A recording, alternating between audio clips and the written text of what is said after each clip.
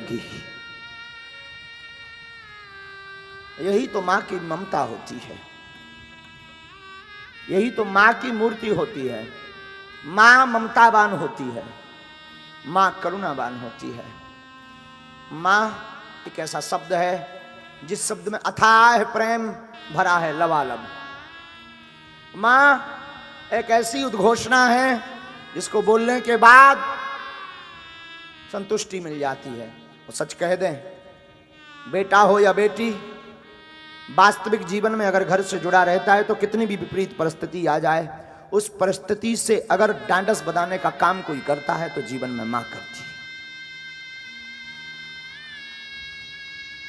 भयंकर दुख आ जाए, मां बोल देती है तू चिंता मत करिए, तो होता रहता है। मुझे एक वाकया स्मरण आ रहा। एक क्रिमिनल को फांसी की सजा मिली। वो घर पर मां बाप से मिलने आया, पुलिस वाले उसे लेकर आए। उसने मां को प्रणाम किया। मां रो पड़ी कि तुझे तो फांसी है। वो उससे ज्यादा पहले ही रो पड़ा, मां मुझे फांसी की सजा मिली है। मां ने सोचा अगर मैं भी रोऊं, ये भी रोए, मामला बिगड़ जाएगा, बहुत देर तक टिक नहीं पाएगा। मां ने उसका सिर पकड़ा, सिर पर हाथ फिराते हुए अपनी गोद में सिर रखा। वो जंजीरों से बंधा था। जिस बालक को अपने हाथों से बांध करके रखती थी, उसका वो बालक आज जंजीरों से बंधा था। 2 दिन बाद उसकी फांसी थी, 2 दिन बाद उसको मरना था। फिर भी मां सहलाती हुई, अपने आप को भींचती हुई, अपने आप को कंट्रोल करती हुई क्या कहती है? वो कहती है बेटा, ये तो आना जाना सब ईश्वर के हाथ में है, तू चिंता मत कर, तू रो मत। 2 दिन ही जिंदगी के 2 साल मान। और जब बालक चला गया, लोगों ने उसकी मां की बड़ी तारीफ की, ये बड़ी ताकतवर है, ये बड़ी ढांढसवान है, ये तो बड़ी ज्ञानवान है। लेकिन जब लोग दोबारा मिलने गए तो उससे उसके पहले उस पुत्र को फांसी लगती, उसकी मां ने पुत्र के वियोग में प्राण त्याग दिए थे। और मरते मरते वो कहती जा रही थी कि मैं पुत्र को भले ही ये कह चुकी कि मरना और जीना तो ईश्वर के हाथ में है, पर मेरा हृदय जानता है मेरा पुत्र क्या है और पुत्र के जाने का दुख क्या है।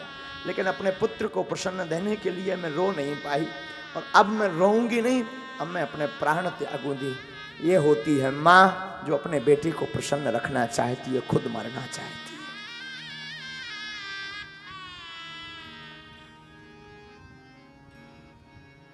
है। माँ एक ऐसी मूर्ति है, वो अपने रक्षाबंधन को भूल जाती, वो अपने घर को भूल जाती।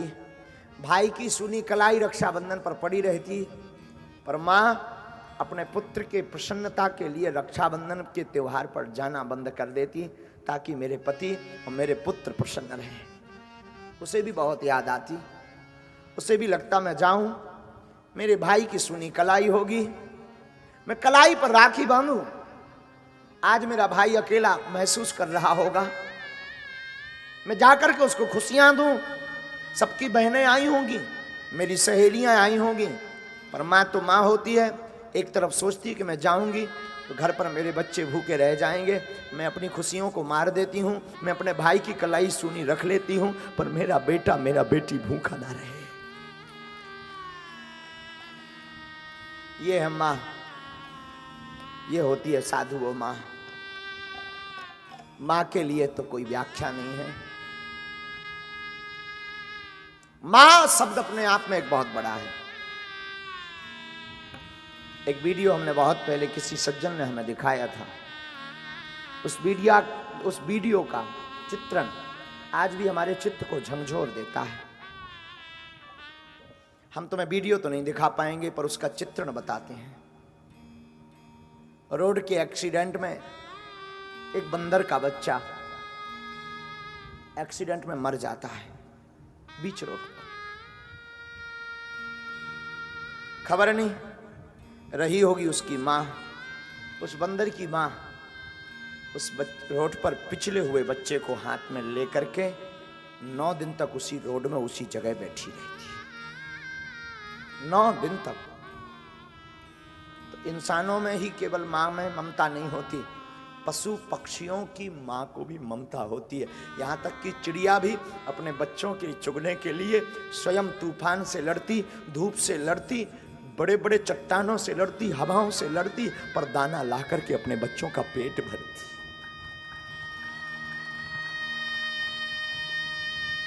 इसी का नाम है माँ, इसी का नाम है माँ।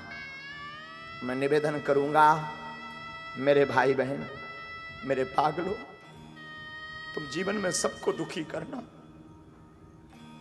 मां बाप को दुखी मत करना। तुम सबके ऊपर चिल्ला पड़ना, औरों पर चिल्लाओगे कोई नहीं सुनेगा। एक तुम्हारी मां होती है जो तुम्हारा चिल्लाना भी सह लेती, कुछ नहीं बोलती, मौन हो जाती। औरों को तुम गाली देते हो, वो चांटा मारते हैं, पर एक तुम्हारी मां होती है जो तुम्हारी गाली भी सह लेती, तुम्हारे नखरे भी सह लेती है। तुम एक कपड़े उठाते हो 10 बिखेर देते हो, मां कुछ नहीं बोलती, चुपचाप उसको ठीक कर देती है।